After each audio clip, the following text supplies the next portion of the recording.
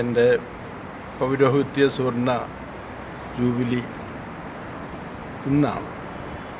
50 വർഷം ഞാൻ പുരോഹിതനായിട്ട് 50 വർഷം ഇന്ന് പൂർത്തിയാക്കിയിരിക്കുന്നു. ഈ പ്രഭാതം ഏറെ സന്തോഷദായകമാണ്.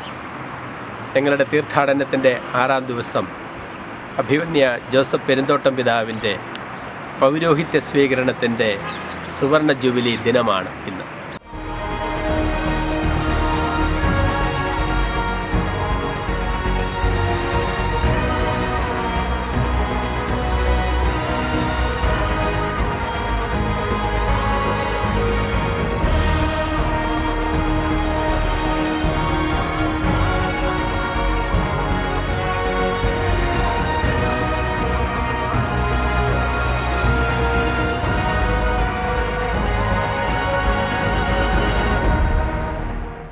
വിശുദ്ധ സഞ്ചാരത്തിൻ്റെ മറ്റൊരു എപ്പിസോഡിലേക്ക് മാക് ടിവിയുടെ പ്രേക്ഷകർക്ക് സ്വാഗതം.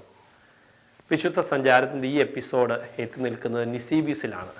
നിസീബിസിൽ നിന്നും അന്ത്യോക്യയിലേക്കുള്ള യാത്രയാണ് ഈ എപ്പിസോഡിൽ വിശദമായി വിവരിക്കുന്നത്. നിസീബിസിലെ സന്ദർശനമൊക്കെ കഴിഞ്ഞ് ഞങ്ങളുടെ അടുത്ത ലക്ഷ്യം അന്ത്യോക്യയാണ്. അന്ത്യോക്യയിലേക്കുള്ള യാത്ര കാറിനാണ്. ഞങ്ങൾ 4 പേരുണ്ട്. ഏതാണ്ട് 9 മണിക്കൂർ നീളുന്ന 750-800 കിലോമീറ്ററോളം നീളം വരുന്ന യാത്രയാണ് നിസീബിസിൽ നിന്നും അന്ത്യോക്യയിലേക്കുള്ളത്. ഈ ദിവസങ്ങളിലൊക്കെ പൗലോസ്ലീഹ സുവിശേഷം അറിയിച്ച വിവിധ സ്ഥലങ്ങൾ സന്ദർശിച്ചതുകൊണ്ടും കാലാവസ്ഥയിൽ വലിയ വ്യതിയാനങ്ങൾ ഉണ്ടായിരുന്നതുകൊണ്ടും ഞങ്ങൾക്ക് ഓരോരുത്തർക്കും പലതരത്തിലുള്ള ക്ഷീണങ്ങളുണ്ട്. എങ്കിലും തുർക്കിയിലൂടെയുള്ള ഈ യാത്രയിൽ ഏറ്റവും കൂടുതൽ യാത്ര ചെയ്യേണ്ടിയിരുന്ന ദിവസം ഇന്നാണ്. നിസീബിസിൽ നിന്നും തുർക്കിയുടെ ഒരറ്റത്ത് നിന്നും മറ്റേ അറ്റത്ത് സ്ഥിതി ചെയ്യുന്ന അന്ത്യോക്യയിലേക്ക്. എന്തൊക്കെയായിരുന്നാലും ദൈവകൃപയാൽ ഞങ്ങൾ നിസീബിസിൽ നിന്നും യൂദാസ്ലീഹ സുവിശേഷം അറിയിച്ചു എന്ന് വിശേഷിപ്പിക്കുന്ന തോമാസ്ലീഹ സുവിശേഷം അറിയിച്ച എദൈസയിലൂടെയാണ് ഞങ്ങൾ അന്ത്യോക്യയിൽ എത്തിച്ചേരുന്നത്. എദൈസയിലെ വിശേഷങ്ങളെക്കുറിച്ചും എദൈസയുടെ ചരിത്ര പശ്ചാത്തലത്തെക്കുറിച്ചും ഒക്കെ മാക് ടിവിയുടെ മറ്റൊരു എപ്പിസോഡിൽ സംപ്രേഷണം ചെയ്യുന്നതാണ്. അന്ത്യോക്യയിൽ എത്തിച്ചേരുന്നത് രാത്രി 10:30 ഞങ്ങൾ അന്ത്യോക്യയിൽ എത്തിയതിന് ശേഷം അവിടെ ഒരു ഹോട്ടൽ റൂമിൽ മുറിയെടുത്തു. അന്ന് അവിടെ വിശ്രമിച്ചു. ഹോട്ടൽ റൂമിൽ മുറിയെടുക്കാൻ കാരണം അതിൻ്റെ തലേവർഷമുണ്ടായ ഭൂകമ്പത്തിൽ പഴയ അന്ത്യോക്യൻ നഗരമെല്ലാം തകർന്ന് തരിപ്പണമായി കിടക്കുകയാണ്. അതിൽ തരിപ്പണമാകാതെ അധികം തകർച്ചകൾ നേരിട്ടിട്ടില്ലാത്ത ഏതാനും ചില കെട്ടിടങ്ങൾ മാത്രമേ ഉള്ളൂ. അതുകൊണ്ടാണ് ഹോട്ടലിൽ താമസിക്കേണ്ടി വന്നത്. തൊട്ടടുത്തൊരു കത്തോലിക്ക പള്ളിയുണ്ട്, പക്ഷേ അവിടെ താമസിക്കാൻ വാസയോഗ്യമായിരുന്നില്ല. പള്ളി മുഴുവൻ ഭൂകമ്പത്തിൽ നശിച്ചു കിടക്കുകയാണ്. അങ്ങനെ ഞങ്ങൾ ഹോട്ടലിൽ താമസിക്കുന്നു. ഹോട്ടലിൽ താമസിച്ചതിന് ശേഷം പരിശുദ്ധ അമ്മയുടെ വീട്ടിൽ വെച്ച് പരിചയപ്പെട്ട ജവഹർ എന്ന് പറയുന്ന അച്ഛൻ വഴിയായിട്ട് അന്ത്യോക്യയിലെ കത്തോലിക്ക പള്ളിയുടെ വികാരിയായിരിക്കുന്ന ബഹുമാനപ്പെട്ട ഫ്രാൻസിസ് ഡോണ്ടു എന്ന് പറയുന്ന ഒരു ഇന്ത്യക്കാരനായ അച്ഛൻ്റെ അടുക്കിലേക്ക് ഞങ്ങൾ പോവുകയുണ്ടായി. ഞങ്ങൾ താമസിക്കുന്ന ഹോട്ടലിൽ നിന്നും 2 കിലോമീറ്റർ ദൂരത്തിലാണ് ഈ പള്ളിയുള്ളത്. ഞങ്ങൾ രാവിലെ ആ പള്ളിയിലേക്ക് എത്തി. പള്ളിയിലെത്തിയതിന് ശേഷം കാണുന്നത് ഭൂകമ്പത്തിൽ താറുമാറായി കിടക്കുന്ന ഒരു പള്ളിയും പള്ളിമേടയും അല്ലെങ്കിൽ പള്ളിയോടനുബന്ധിച്ചുള്ള സ്ഥാപനങ്ങളുമൊക്കെയാണ്. എന്തായിരുന്നാലും ഡിസംബർ 18-ാം തീയതി അന്ന് അഭിമന്യ പെരുന്തോട്ടം പിതാവിൻ്റെ പൗരോഹിത്യം സ്വീകരിച്ചതിൻ്റെ സുവർണ ജൂബിലി 50-ാം വാർഷികം ആഘോഷിക്കുന്ന ദിവസമാണ്. ഞങ്ങളവിടെ അച്ഛനോട് വിശുദ്ധ കുർബാന അർപ്പിക്കുവാനായിട്ട് ഞങ്ങൾ ആഗ്രഹം പറഞ്ഞു. അങ്ങനെ പള്ളിയിൽ വിശുദ്ധ കുർബാന അർപ്പിക്കുവാൻ ഇങ്ങനെ ഭൂകമ്പത്തിൽ തകർന്നു കിടന്നിരുന്നുകൊണ്ട് സാധിക്കുമായിരുന്നില്ലെങ്കിലും അച്ഛൻ പ്രത്യേകമായൊരു ബലിപീഠമൊക്കെ തയ്യാറാക്കി പിതാവിൻ്റെ ആഗ്രഹപ്രകാരം വിശുദ്ധ കുർബാന അർപ്പിക്കുവാനായിട്ട് ബലിപീഠമൊക്കെ ഒരുക്കി. ഈശോയിൽ വിശ്വസിക്കുന്നവർ ആദ്യമായി ക്രിസ്ത്യാനികൾ എന്ന് വിളിക്കപ്പെടുന്ന അത്രയും ചരിത്ര പശ്ചാത്തലമുള്ള അന്ത്യോക്യയിൽ വെച്ച് പിതാവിൻ്റെ സുവർണ ജൂബിലിയുടെ അന്ന് പിതാവിനോടൊപ്പം വിശുദ്ധ കുർബാന അർപ്പിച്ച് ദൈവത്തിന് നന്ദി പറയുവാൻ സാധിച്ചു.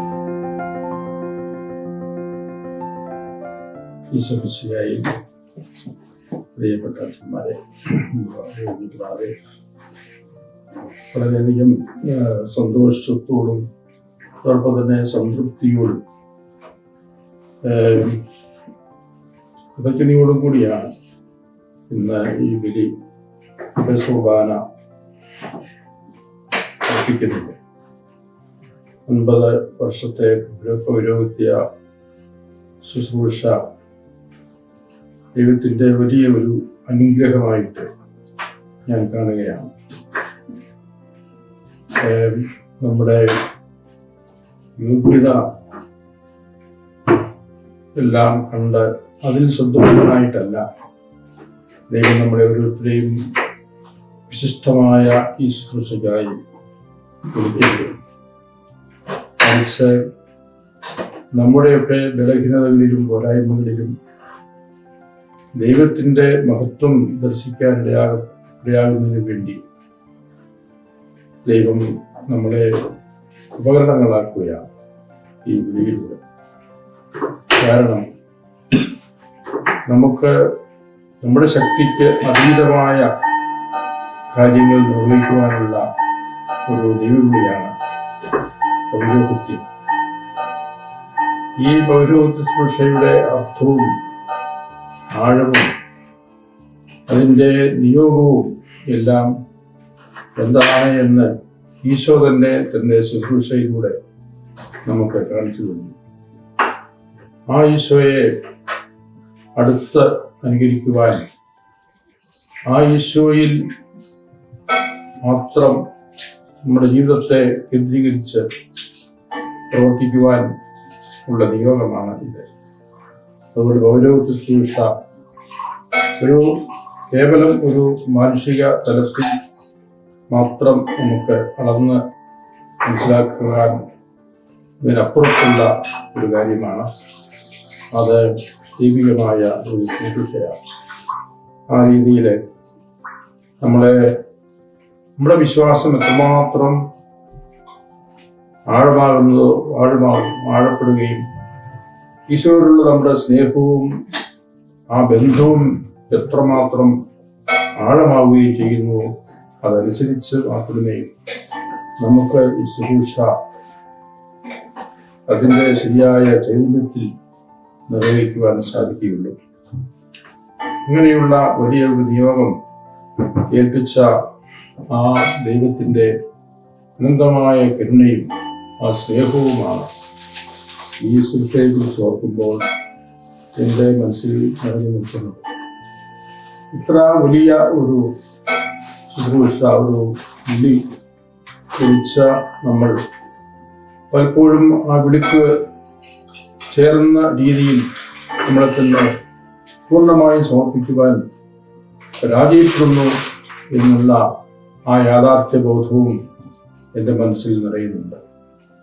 നമ്മുടേതായ പോരായ്മകൾ മൂലം, ശ്രദ്ധക്കുറവ് മൂലം, ജാഗ്രത കുറവ് മൂലം, വേണ്ടത്ര ഒരുക്കമില്ലായ്മ കൊണ്ട്, നമ്മുടെ തന്നെ ചില സ്വാർത്ഥപരമായ താല്പര്യങ്ങൾ കൊണ്ട് ഒക്കെ ഈ ശുശ്രൂഷയിൽ അപാകതകൾ സംഭവിക്കുവാൻ, അല്ലെങ്കിൽ അതിൻ്റെ നിയോഗം വേണ്ട രീതിയിൽ ഫലപ്രദമാകാതിരിക്കുവാൻ ഇടയാകുന്നുണ്ട്.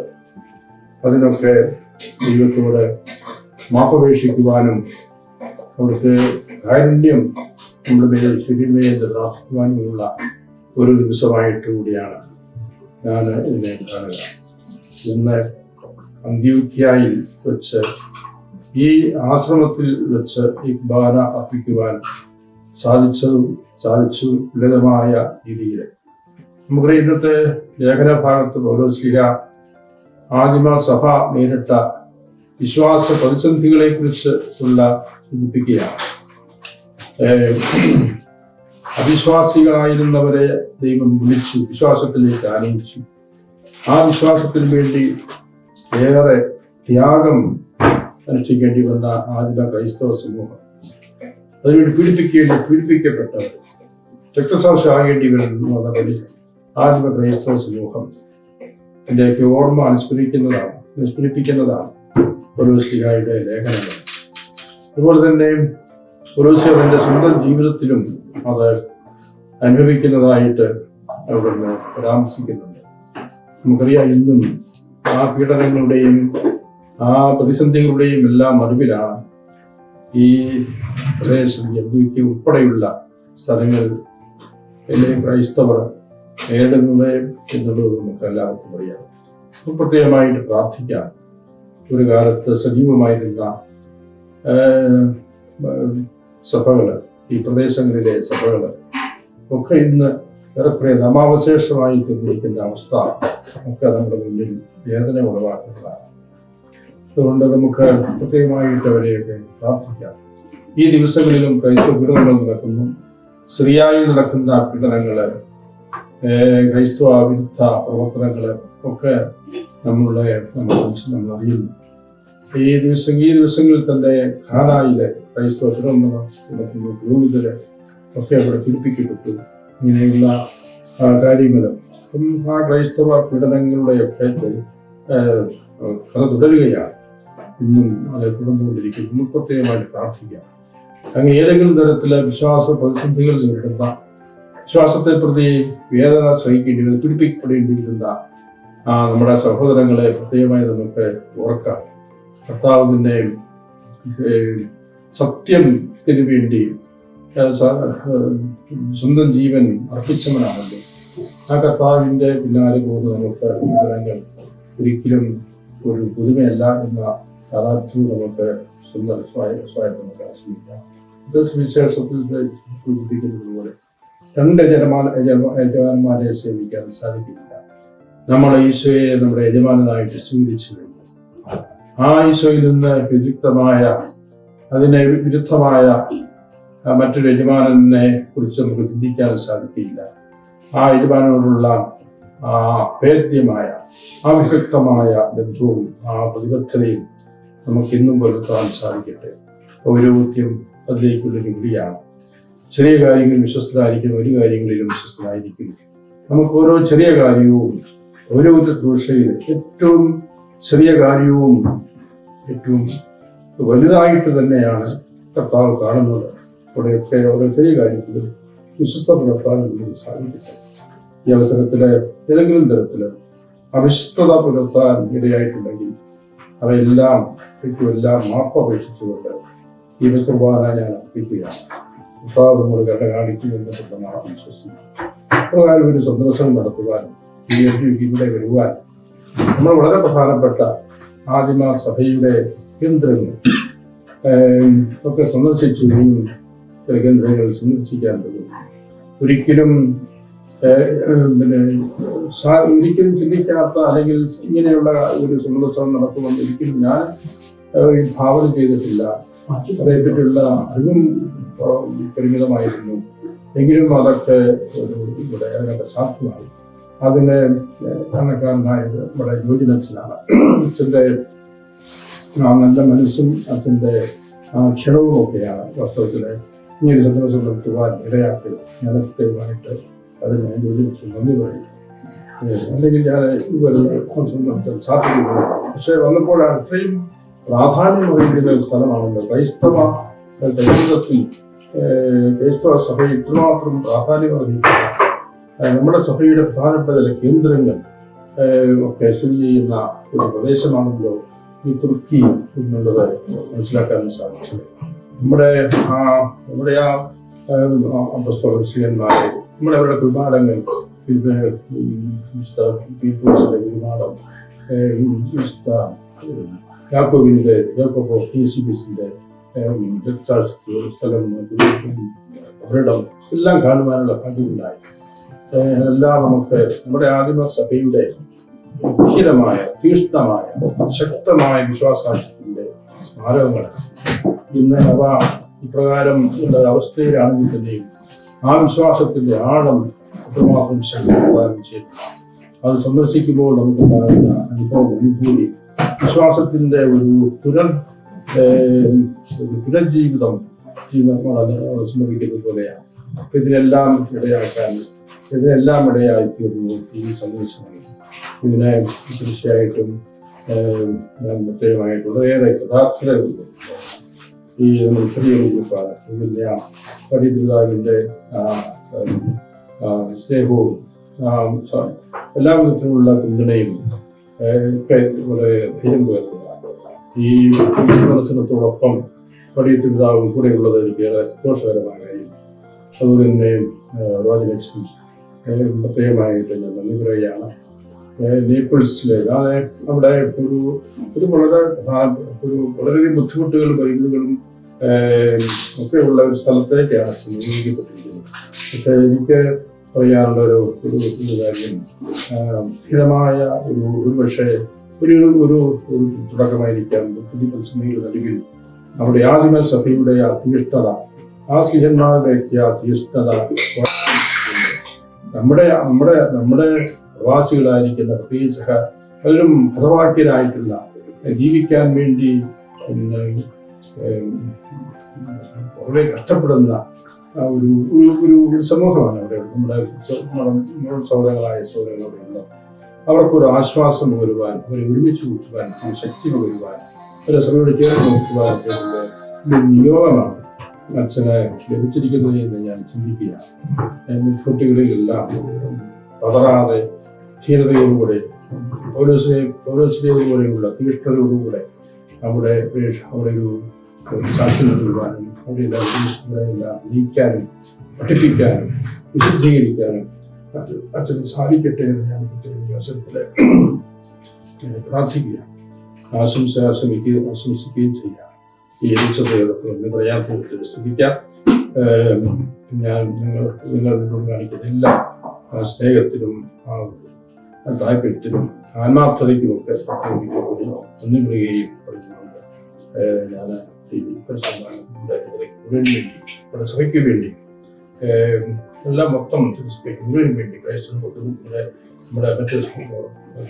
മറ്റു ക്രൈസ്തവ സഹോദരങ്ങളുണ്ട്, എല്ലാവർക്കും കൃത്യമായിട്ട്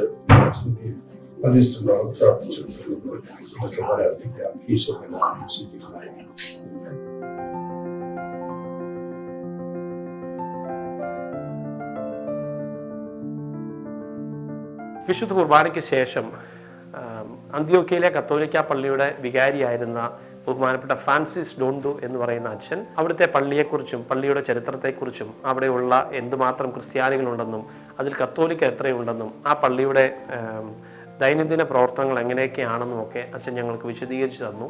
അതിനുശേഷം ആ പള്ളിയുടെ ചരിത്ര പശ്ചാത്തലവും അന്ത്യോക്യയിൽ ഇന്നുള്ള കത്തോലിക്ക പള്ളിയുടെ ചരിത്രത്തിലേക്കും അതിന്റെ കാഴ്ചകളുമാണ് ഇനി നമ്മൾ കാണാൻ പോകുന്നത്. Actually, Antioch is a place we have many Christians but very few Catholics. For example, we have just 40 Catholics here. 40. And most of them are converts, neophytes. And the Orthodox are many. And this entire region, Antioch, and then Samanda, and then Altunuzul, Tokashvili, these villages, they are all Christian people, Orthodox people, Rome Orthodox people. And they had big churches. One is this was in ancient, during the olden times. It was it is the seat of the Orthodox bishop, And now they are in Sam, in Lebanon, Syria, and which is already under war. And these churches during the war, during the earthquake, completely destroyed. Nothing is remaining, and it's very sad. And most of the earthquake, recent earthquake, it was very devastating. And as per the government records, there nearly 26,000 people died only in Antioch. So our church, luckily the Catholic Church as a building, had little damages of the walls and all that, as you see, but it's under renovation. And whereas Orthodox churches all over this belt are destroyed. Oh, really? So they are waiting for the government to give them permission, which the government says they will give, but we don't know when.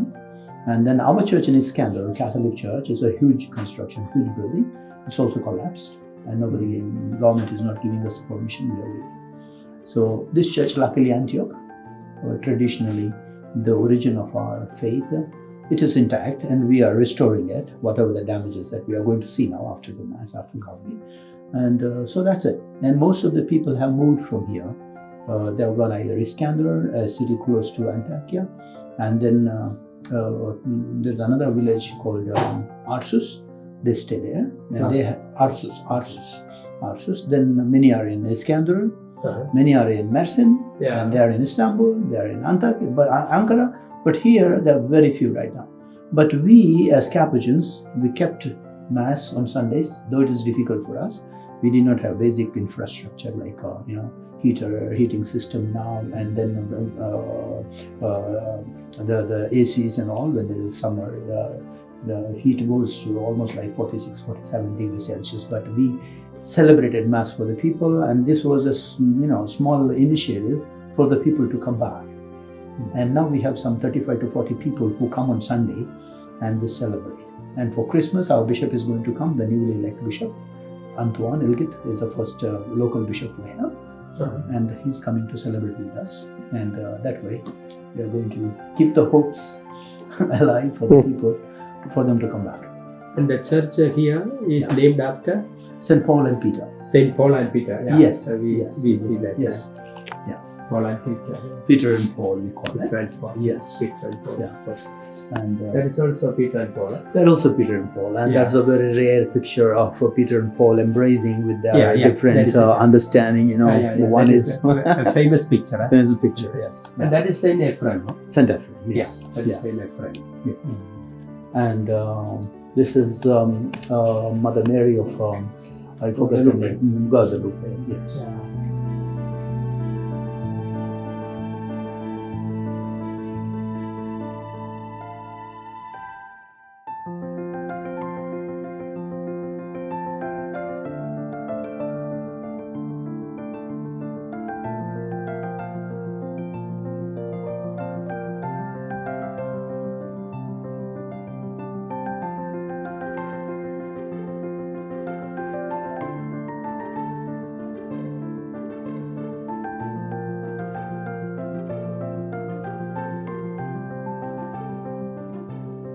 And whatever that you see, the artistic work is done by the Jewish community, and even the government, we don't allow them to come inside here because they may. So during the earthquake, it got damaged. You can see a little bit of, and here this part, you can see these cracks. Okay. Happen, and everything is renovated. These things are new actually. Okay. Because of the earthquake, these were moved from left to right like that, Yeah. and they removed everything and they refixed again. Okay. Now the government people are coming from the music people. They will come and check whether we have done the right thing. Then they will give certificate, and we can connect the electricity Okay. and water. Otherwise, we cannot do it. Okay. So we are waiting. So this is the original church. So where people come from all over the world to visit. Now we are frequently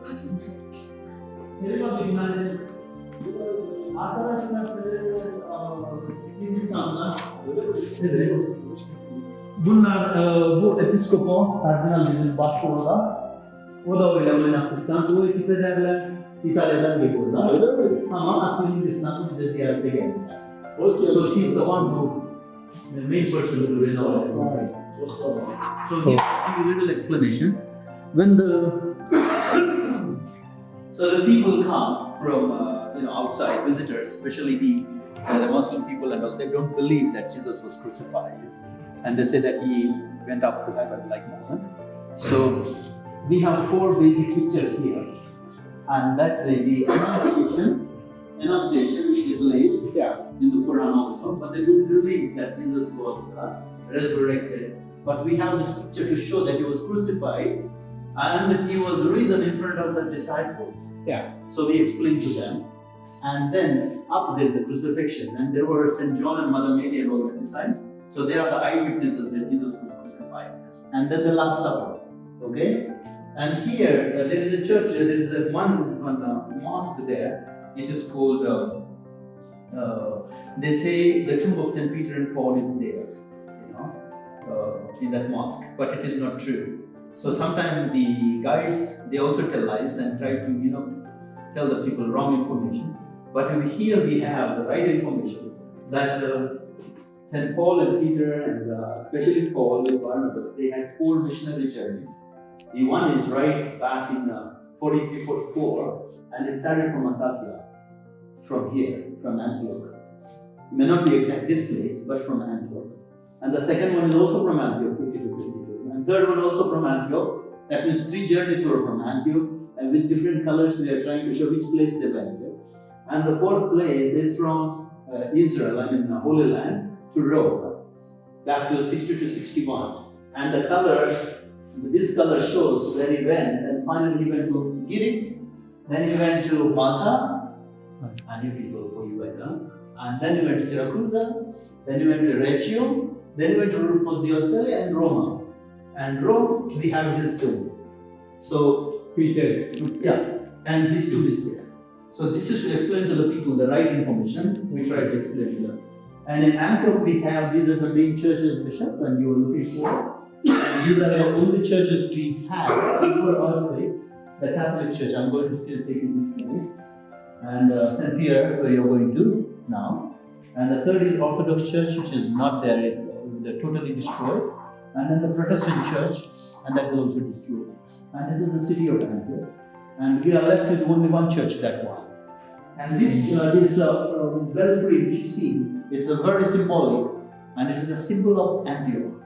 So when you click Antakya, so this picture will come out in Google. So this is the symbol of Antakya. I'm going to take you now. And the beauty of this picture before earthquake is, when you take a picture and behind there is a minaret, a mosque, and after that mosque there was synagogue. So there were three world religions were in one line. So when you take a photo, because earthquake, this is also got destroyed, only top part got destroyed, and that was completely destroyed, and synagogue also got destroyed. Yeah, only we left with these villas. And this part he renovated, and I'm going to take it now. Come.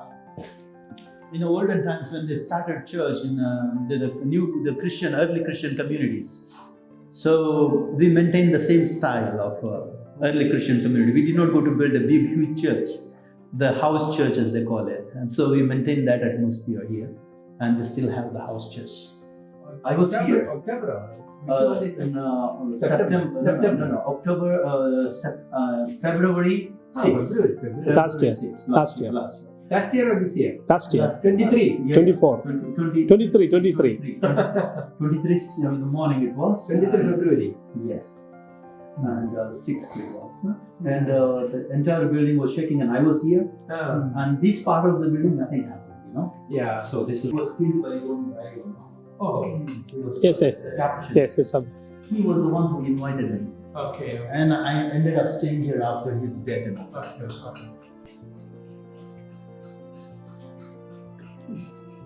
Collapsed. And this is me here.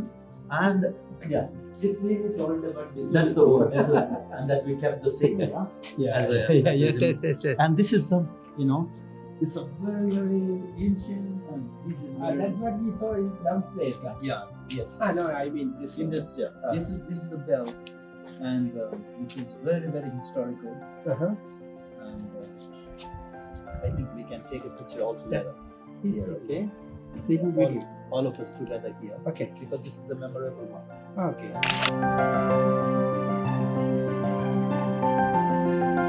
ഈ bell കള്ളന്മാർ മോഷ്ടിക്കാൻ ശ്രമിച്ചു. ഈ പള്ളിയുടെ അപ്പുറം വരെ കൊണ്ടുപോയി, പക്ഷേ അവർക്ക് കൊണ്ടുപോകാൻ പറ്റിയില്ല. ഇത് കൊണ്ടുപോയിരുന്നെങ്കിൽ അവർ ബില്യണേഴ്സായി തീർന്നവർ. അത്രമാത്രം കോസ്റ്റ്ലിയാണ്, പ്രഷ്യസ് ആണ് ഈ bell.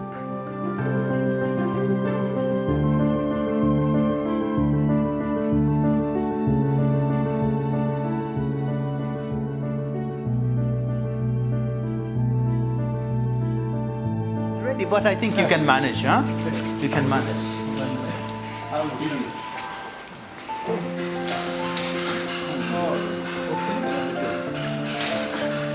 One more. When will be your expectation? And I'll give you also. I will give you this. Yeah. Yes, sir. Thank you.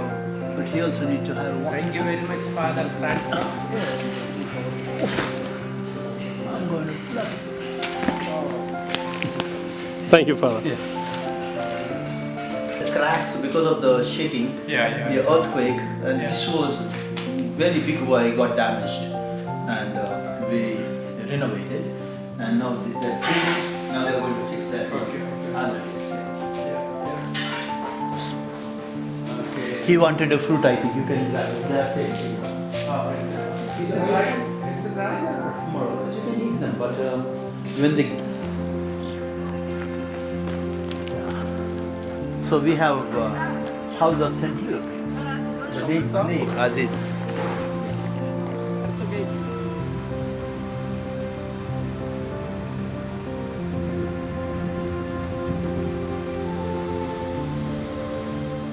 അന്ത്യോക്യയിലെ കത്തോലിക്ക പള്ളിയും അന്ത്യോക്യൻ തകർന്നു കിടക്കുന്ന അന്ത്യോക്യൻ നഗരവുമൊക്കെ ഫ്രാൻസിസ് അച്ഛൻ്റെ നേതൃത്വത്തിൽ ഞങ്ങൾ സന്ദർശിച്ചു. ഇനി രണ്ടാമതായിട്ട് അന്ത്യോക്യയിൽ ഏറ്റവും പ്രധാനപ്പെട്ട മറ്റൊരു സ്ഥലം കൂടെയുണ്ട്. അത് വിശുദ്ധ പൗലോസ്ലിയ സുവിശേഷം അറിയിക്കാൻ അന്ത്യോക്യയിൽ വന്നപ്പോൾ താമസിച്ചിരുന്നു എന്ന് പറയപ്പെടുന്ന അല്ലെങ്കിൽ താമസിച്ചിരുന്ന പൗലോസിന്റെ ഗുഹ എന്നറിയപ്പെടുന്ന സ്ഥലമാണ്. അന്ത്യോക്യയിലെ ഈ കത്തോലിക്ക പള്ളിയിൽ നിന്ന് ഏതാണ്ട് 20 മിനിറ്റ് ദൂരമാണ് അങ്ങോട്ടേക്ക് ഉണ്ടായിരുന്നത്. അന്ത്യോക്യ നഗരം മുഴുവൻ കാണാൻ സാധിക്കുന്ന തരത്തിലുള്ള ഒരു കുന്നുണ്ട്. ആ കുന്നിന്റെ മുകളിലാണ് ഈ ഗുഹ സ്ഥിതി ചെയ്യുന്നത്. അങ്ങോട്ടേക്ക് ഞങ്ങൾ കാറിന് പോയി. അതിനുശേഷം ആ മലയടിവാരത്തിങ്കൽ കാറ് പാർക്ക് ചെയ്തതിന് ശേഷം ആ കുന്ന് കയറി പൗലോസിന്റെ ഗുഹ സന്ദർശിക്കുകയും പ്രാർത്ഥനാപൂർവ്വം അവിടെ വളരെ നേരം ഞങ്ങൾ ചെലവഴിക്കുകയും ചെയ്തു.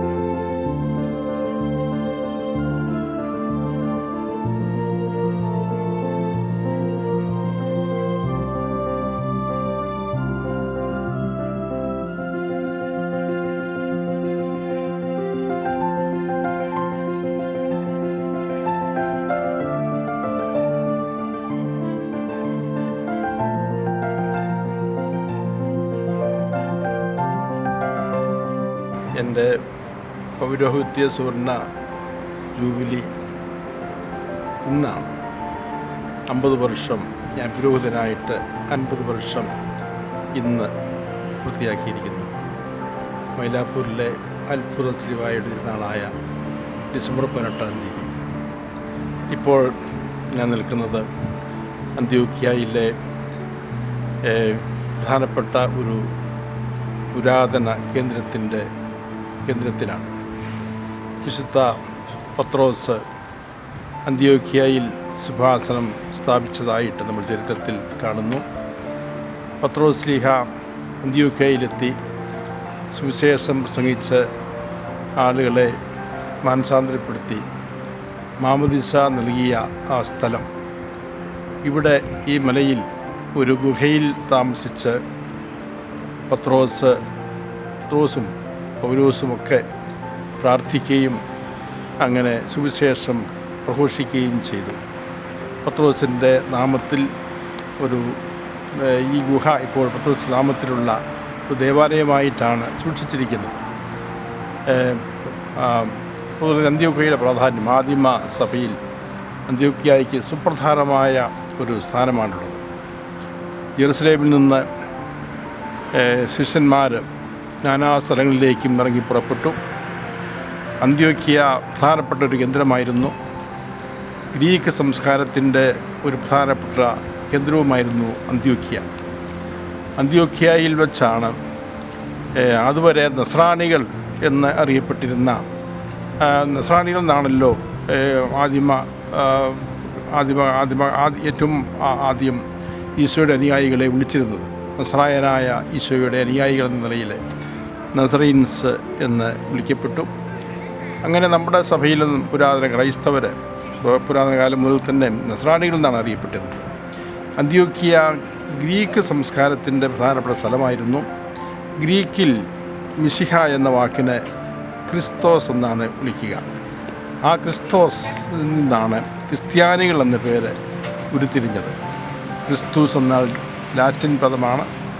അതിൽ നിന്ന് ഇംഗ്ലീഷിലുള്ള ക്രൈസ്റ്റ്, ഇതുമായിട്ട് ബന്ധപ്പെട്ട് ഈശോയുടെ മിശിഹയുടെ അനുയായികളെ ഗ്രീക്ക് ഭാഷാ ശൈലിയിൽ ക്രിസ്ത്യാനികൾ എന്ന് വിളിച്ചു. അങ്ങനെ അന്ത്യോക്യ ആദിമസഭയുടെ ഒരു പ്രധാനപ്പെട്ട കേന്ദ്രമായി തീർന്നു. സുറിയാനി സഭയുടെ, പാശ്ചാത്യ സുറിയാനി സഭ, അന്ത്യോക്യൻ പാരമ്പര്യത്തിൻ്റെയും ഏറ്റവും പ്രധാനപ്പെട്ട കേന്ദ്രമാണ് ഈ അന്ത്യോക്യ. ഗ്രീക്ക് സംസ്കാരത്തിൻ്റെ ഒരു സ്വാധീനത്തിൽപ്പെട്ട സുറിയാനി പാരമ്പര്യമാണ് വാസ്തവത്തിൽ അന്ത്യോക്യൻ പാരമ്പര്യം എന്ന് പറയുന്നത്. അതുകൊണ്ട് അന്ത്യോക്യൻ പാരമ്പര്യത്തിൽ സുറിയാനി പാശ്ചാത്യ സുറിയാനിയാണ്. നമ്മുടെ പൗരസ്ത്യ സുറിയാനി പാരമ്പര്യത്തിൽ പൗരസ്ത്യ സുറിയാനി ഭാഷാ ശൈലി, പാശ്ചാത്യ സുറിയാനി പാരമ്പര്യത്തിൽ പാശ്ചാത്യ സുറിയാനി ശൈലി, ഇതൊക്കെയാണ് നമുക്ക് കാണാൻ സാധിക്കുന്നത്. ഏതായാലും ഈ അന്ത്യോക്യ നമുക്ക് ഇന്ന് ഇവിടെ കുറച്ച് ക്രൈസ്തവരുണ്ട്. ഏതാണ്ട് 1000-ഓളം കത്തോലിക്കർ ഈ പ്രദേശത്ത് ഉള്ളതായിട്ട് ഞങ്ങൾ ഇന്ന് സന്ദർശിച്ച വിസുർബാന അർപ്പിച്ച ഫ്രാൻസിസ്കൻ ആശ്രമത്തിലെ വൈദികൻ, ആശ്രമശ്രേഷ്ഠൻ പറയുകയുണ്ടായി. ഇവിടെ ആകെയുള്ള ഒരു ദേവാലയം, ബലിയർപ്പിക്കുന്ന സ്ഥലം അവരുടെ ആശ്രമമാണ്. അത് ഈ കഴിഞ്ഞ വർഷമുണ്ടായ ഭൂമി കുലുക്കത്തിൽ വലിയ കേടുപാടുകൾ കൂടാതെ സംരക്ഷിക്കപ്പെട്ട അല്ലെങ്കിൽ നിലനിന്നു പോരുന്ന ഒരു ആശ്രമ ദേവാലയവുമാണത്. ഈ ചുറ്റുപാടുകളെല്ലാം ഭൂമി കുലുക്കത്തിൽ തകർന്നു പോവുകയുണ്ടായി. അതിപ്പോൾ പുനർനിർമ്മിക്കപ്പെട്ടുകൊണ്ടിരിക്കുകയാണ്. ഏതായാലും ഈ അന്ത്യോക്യയിലെ ഈ മലമുകളിൽ പത്രോസ് ശ്ലീഹ പ്രാർത്ഥിച്ച് സുവിശേഷം അറിയിച്ച് ഇവിടുത്തെ ആദിമ ക്രൈസ്തവർക്ക് മാമോദീസ നൽകിയ പുണ്യപ്പെട്ട സ്ഥലത്ത് ഞങ്ങളിപ്പോൾ ആയിരിക്കുന്നു. നമുക്ക് പ്രാർത്ഥിക്കാം. പ്രിയമുള്ളവരെ, ഈ പ്രഭാതം ഏറെ സന്തോഷദായകമാണ്. ഞങ്ങളുടെ തീർത്ഥാടനത്തിൻ്റെ 6-ാം ദിവസം അഭിമന്യ ജോസഫ് പെരുന്തോട്ടം പിതാവിൻ്റെ പൗരോഹിത്യ സ്വീകരണത്തിൻ്റെ സുവർണ ജൂബിലി ദിനമാണ് ഇന്ന്. പിതാവിനെ സംബന്ധിച്ചിടത്തോളം ഇതൊരു തീർത്ഥാടനം തന്നെയായിരുന്നു. ഇന്ന് ക്രിസ്തീയ വിശ്വാസത്തിൻ്റെ കേന്ദ്രമായ റോമയിൽ നിന്നും ആരംഭിച്ച് നേപ്പിൾസ് വഴി ഞങ്ങൾ പൗലോസ് ശ്ലീഹ ഗ്രീക്കുകാരോട് സുവിശേഷം പ്രസംഗിച്ച അരയോപ്പഗസിൽ സന്ദർശിച്ച് അവിടുന്ന് തുർക്കിയിൽ എത്തുകയാണ് ഉണ്ടായത്. തുർക്കി ഇന്ന് ക്രൈസ്തവ വിശ്വാസത്തിൻ്റെ ഓർമ്മകൾ നമുക്ക് നൽകുന്ന വിവിധ വിശുദ്ധ സ്ഥലങ്ങൾ ഉൾക്കൊള്ളുന്ന പ്രദേശമാണ്. ഇന്ന് ഈ പ്രദേശം പലതും മുസ്ലിംസിൻ്റെ കയ്യിലാണെങ്കിലും വിശ്വാസികളായ നമ്മെ സംബന്ധിച്ചിടത്തോളം ഏറെ സന്തോഷം നൽകുന്ന ഓർമ്മകളാണ് നൽകുന്നത്. ഞങ്ങൾ എഫേസോസിൽ നിന്ന് ആരംഭിച്ച തീർത്ഥയാത്ര വെളിപാട് പുസ്തകത്തിൽ പറയുന്ന 7 ദേവാലയങ്ങൾ സന്ദർശിച്ച് അവയുടെ അവശിഷ്ടങ്ങളാണ് നമുക്കിന്ന് കാണാൻ സാധിക്കുന്നതെങ്കിലും ആ 7 ദേവാലയങ്ങളും സന്ദർശിച്ച് പുരാതന ക്രൈസ്തവ കേന്ദ്രമായിട്ടുള്ള നിസീബിസിൽ എത്തി. നിസീബിസിൽ നിന്നും എദേസായിലെത്തി. നിസീബിസും എദേസായും നമ്മുടെ പൗരസ്ത്യ വിശ്വാസികളായിട്ടുള്ള നമ്മളെ സംബന്ധിച്ചിടത്തോളം വളരെ പ്രധാനപ്പെട്ട വിശ്വാസ കേന്ദ്രങ്ങളാണ്. ഒരു കാര്യം കൂടി സന്തോഷത്തോടെ അനുസ്മരിക്കുവാനുള്ളത്, നമ്മുടെ അഭിവന്യ കൂവക്കാട്ട് പിതാവിന് അദ്ദേഹത്തെ മെത്രാപ്പൊലിത്തയാക്കിയപ്പോൾ പരിശുദ്ധ പിതാവ് ഫ്രാൻസിസ് മാർപ്പാപ്പ നൽകിയ സ്ഥാനിക രൂപത നിസീബിസ് ആയിരുന്നു. ആ നിസീബീസും സന്ദർശിച്ച് വിശുദ്ധ യാക്കോബിനെയും വിശുദ്ധ അപ്രേമിനെയും അനുസ്മരിച്ച് അവിടെ നിന്നും എദേസായിലെ ദൈവശാസ്ത്ര കേന്ദ്രവും നിസീബീസിലെ ദൈവശാസ്ത്ര കേന്ദ്രവും എല്ലാം സ്ഥിതി ചെയ്തിരുന്ന സ്ഥലങ്ങളും സന്ദർശിച്ച് ഞങ്ങൾ വീണ്ടും കോൺസ്റ്റാന്റിനോപ്പിളിൽ പൗരസ്ത്യ സഭകളുടെയും ഓർത്തഡോക്സ് സഭകളുടെയും അല്ലെങ്കിൽ കിഴക്കൻ റോമ സാമ്രാജ്യത്തിൻ്റെയും കേന്ദ്രമായിരുന്ന കോൺസ്റ്റാന്റിനോപ്പിൾ സന്ദർശിച്ച്, അതെന്ന് ഈസ്റ്റാംബൂൾ എന്നാണ് അറിയപ്പെടുന്നത്. ആ ഈസ്റ്റാംബൂളും സന്ദർശിച്ച് ഞങ്ങൾ ഇന്നലെ വൈകിട്ട് അന്ത്യോക്യയിലെത്തി. ആ അന്ത്യോക്യയും നമ്മളെ സംബന്ധിച്ചിടത്തോളം വലിയ ഓർമ്മകൾ നൽകുന്ന സ്ഥലമാണ്. ക്രിസ്ത്യാനി എന്ന ഈശോയുടെ അനുയായികൾ വിളിക്കപ്പെട്ട സ്ഥലമാണ്. അതിനൊരു ഗ്രീക്ക് പശ്ചാത്തലമുണ്ട് എങ്കിൽ തന്നെയും ക്രിസ്ത്യാനി എന്ന് വിളിക്കപ്പെട്ട സ്ഥലം അന്ത്യോക്യയാണെന്ന് നമ്മൾ സഭയുടെ പ്രബോധനങ്ങളിൽ, വേദപാഠ ക്ലാസ്സുകളിലെല്ലാം പഠിച്ചിട്ടുള്ളതാണ്. ഇന്ന് അഭിവന്യ പിതാവിനോടൊപ്പം പിതാവിൻ്റെ ജൂബിലി ദിനത്തിൽ, ജൂബിലിയുടെ നിറവിൽ പരിശുദ്ധ കുർബാന അർപ്പിക്കുവാനായിട്ട് വിശുദ്ധ പത്രോസിൻ്റെയും പൗലോസിൻ്റെയും നാമത്തിൽ സ്ഥാപിക്കപ്പെട്ടിരിക്കുന്ന, ഇന്ന് കപ്പുച്ചിൻ സന്യാസ വൈദികർ മേൽനോട്ടം വഹിക്കുന്ന, ശുശ്രൂഷ ചെയ്യുന്ന ദേവാലയത്തിൽ പരിശുദ്ധ കുർബാന അർപ്പിക്കുവാനായിട്ടും ഞങ്ങൾക്ക് സാധിച്ചു. അതിനുശേഷം ഇന്ന് ഈ അന്ത്യോക്യയുടെ നഗരത്തിൽ തന്നെയുള്ള ഒരു മലയിൽ എത്തിയിരിക്കുകയാണ്. ഈ മലയിലാണ് പത്രോസ്ലീഹായും ബർണബാസും തങ്ങളുടെ പ്രേക്ഷിത യാത്രയിലെത്തിയ സ്ഥലമാണ്. പത്രോസ്ലീഹായുടെ നാമത്തിലുള്ള ദേവാലയം ഇവിടെയുണ്ട്. ഇവിടെ മാമോദീസ കൊടുത്തിരുന്ന സ്ഥലമുണ്ട്. ഇന്ന് ഈ ഗുഹ ഒരു ദേവാലയമായിട്ട് തീർന്നിരിക്കുകയാണ്. അഭിവന്യ പിതാവിന് നേരത്തെ സൂചിപ്പിച്ചതുപോലെ ഈ തീർത്ഥയാത്ര തൻ്റെ പൗരോഹിത്യ സുവർണ ജൂബിലിയുടെ അവസരത്തിൽ പ്രാർത്ഥനയുടെ ദിനങ്ങൾ തന്നെയായിരുന്നു. അപ്പോൾ പിതാവിനോടൊപ്പം യാത്ര ചെയ്യുവാനും പ്രാർത്ഥിക്കുവാനും ബലിയർപ്പിക്കുവാനും എല്ലാം സാധിച്ച ഈ അവസരം സന്തോഷത്തോടെ ഞങ്ങളെല്ലാവരും അനുസ്മരിക്കുകയാണ്. ബഹുമാനപ്പെട്ട ജോജിൻ എലഞ്ഞിക്കലച്ചനും ബഹുമാനപ്പെട്ട റോജൻ നെൽപ്പുരിക്കലച്ചനും ഞങ്ങൾ 4 പേരാണ് ഈ തീർത്ഥയാത്രയിൽ പങ്കുകാരായിട്ടുള്ളത്. അഭിവന്യ പിതാവിന് ഈ ക്രൈസ്തവ കേന്ദ്രമായ അന്ത്യോക്യയിൽ നിന്നും പൗരോഹിത്യ സ്വീകരണത്തിൻ്റെ സുവർണ ജൂബിലിയുടെ എല്ലാവിധ ആശംസകളും ഞങ്ങൾ നേരുകയാണ്. പ്രാർത്ഥനാപൂർവം ഇന്ന് പിതാവിന് ആശംസ നേരുന്ന ആയിരങ്ങളോടും പതിനായിരങ്ങളോടും ചേർന്ന് ഈ പുണ്യസ്ഥലത്ത് നിന്നും പിതാവിന് സുവർണ ജൂബിലിയുടെ ആശംസകൾ.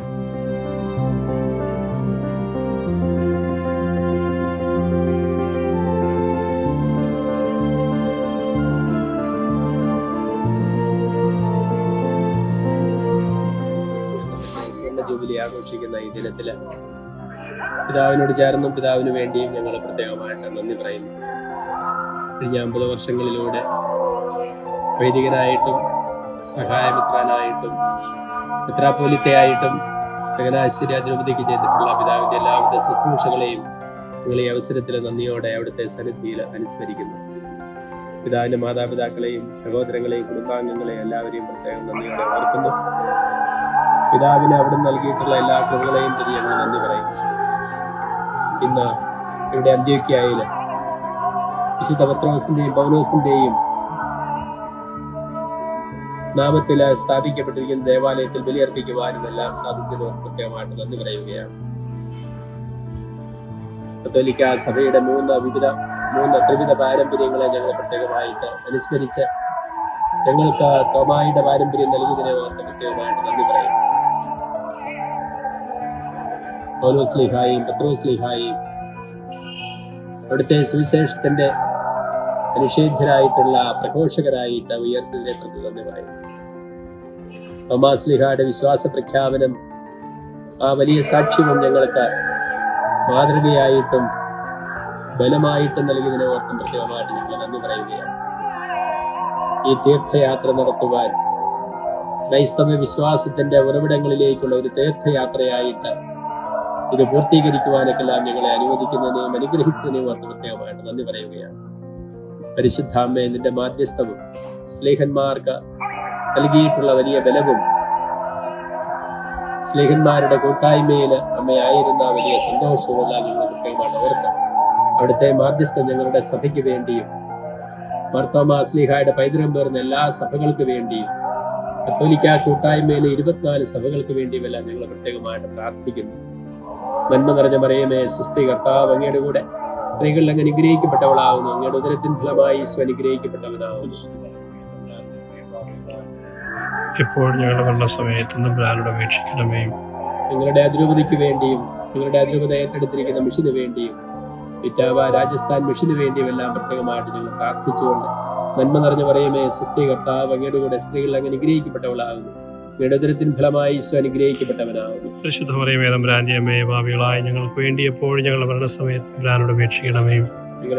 ഞങ്ങളുടെ സഭയിലെ ഏറ്റവും വലിയ രൂപതയായ മിഷണറി രൂപത കൂടിയായ ഷംഷാബാദ് രൂപതയ്ക്ക് വേണ്ടി പ്രാർത്ഥിച്ചുകൊണ്ട് നന്മ നിറഞ്ഞ മറിയമേ, സ്വസ്തി, കർത്താവ് അങ്ങയുടെ കൂടെ സ്ത്രീകളിൽ അങ്ങ് അനുഗ്രഹിക്കപ്പെട്ടവളാകുന്നു. അങ്ങയുടെ ഉദരത്തിൻ ഫലമായി ഈശോ അനുഗ്രഹിക്കപ്പെട്ടവനാകുന്നു. പരിശുദ്ധ മറിയമേ, തമ്പുരാന്റെ അമ്മേ, പാപികളായ ഞങ്ങൾക്ക് വേണ്ടി എപ്പോഴും ഞങ്ങളുടെ മരണസമയത്ത് തമ്പുരാനോട് അപേക്ഷിക്കണമേ. ഈ പ്രേക്ഷിത വർഷത്തില് കർത്താവിന്റെ ജൂബിലി ആഘോഷിക്കുന്ന 2025 അനുസ്മരിച്ചുകൊണ്ട് നന്മ നിറഞ്ഞ മറിയമേ, സ്വസ്തി, കർത്താവ് അങ്ങയുടെ കൂടെ സ്ത്രീകളിൽ അങ്ങ് അനുഗ്രഹിക്കപ്പെട്ടവളാകുന്നു. അങ്ങയുടെ ഉദരത്തിൻ ഫലമായി ഈശോ അനുഗ്രഹിക്കപ്പെട്ടു. പരിശുദ്ധ മറിയമേ, തമ്പുരാന്റെ അമ്മേ, പാപികളായ ഞങ്ങൾക്ക് വേണ്ടി എപ്പോഴും ഞങ്ങളുടെ മരണസമയത്ത് തമ്പുരാനോട് അപേക്ഷിക്കണമേ. പിതാവിനും പുത്രനും പരിശുദ്ധ റൂഹായിക്കും സ്തുതി. അതിലെപ്പോലെ എപ്പോഴും നയിക്കും. ആമേൻ. ചരിത്ര പ്രസിദ്ധമായ അല്ലെങ്കിൽ ലോകത്തിൽ ആദ്യം ക്രിസ്ത്യാനികൾ എന്ന് വിളിക്കപ്പെടുന്ന അന്ത്യോക്യയിൽ നിന്നും പിന്നീടുള്ള ഞങ്ങളുടെ യാത്ര താർസൂസിലേക്കാണ്. ക്രിസ്തീയ വിശ്വാസം ലോകം മുഴുവൻ എത്തിക്കുവാൻ ഏറ്റവും കൂടുതൽ അത്യധ്വാനം ചെയ്ത സ്ലീഹന്മാരിൽ ഒരാളാണ് പൗലോസ്ലീഹ. ഈ പൗലോസ്ലീഹയുടെ ജന്മദേശവും അദ്ദേഹം വളർന്നു വന്ന സാഹചര്യവും അദ്ദേഹം വളർന്നു വന്ന വീടുമൊക്കെ സ്ഥിതി ചെയ്യുന്ന താർസൂസിലേക്കാണ് ഞങ്ങളുടെ അന്ത്യോക്യയിൽ നിന്നുള്ള യാത്ര. തീർച്ചയായിട്ടും ഈ യാത്ര വളരെ കഠിനമായൊരു യാത്രയാണ്. കാരണം തലേ ദിവസം 700-800 കിലോമീറ്ററോളം വണ്ടിയിൽ യാത്ര ചെയ്തു വന്നതിൻ്റെ ക്ഷീണമുണ്ട്. അത് മാത്രമല്ല, നിസിബൂസിൽ നിന്നും അന്ത്യോക്യ വരെയുള്ള യാത്ര റോഡ് മാർഗം വരിക എന്നുള്ളത് തീർത്തും ബുദ്ധിമുട്ടേറിയൊരു കാര്യമാണ്. അതുപോലെ തന്നെയാണ് അന്ത്യോക്യയിൽ നിന്നും തിരികെ താർസൂസിലേക്കുള്ള യാത്രയും താർസൂസിലെ വിശേഷങ്ങളും അവിടെ കണ്ട ദാനിയേൽ പ്രവാചകന്റെ ശവകുടീരത്തെക്കുറിച്ചുമൊക്കെയുള്ള വിശദമായ വിവരങ്ങൾ അടുത്ത എപ്പിസോഡിൽ മാക്ടിവിയുടെ പ്രേക്ഷകരുമായിട്ട് പങ്കുവയ്ക്കുന്നതാണ്.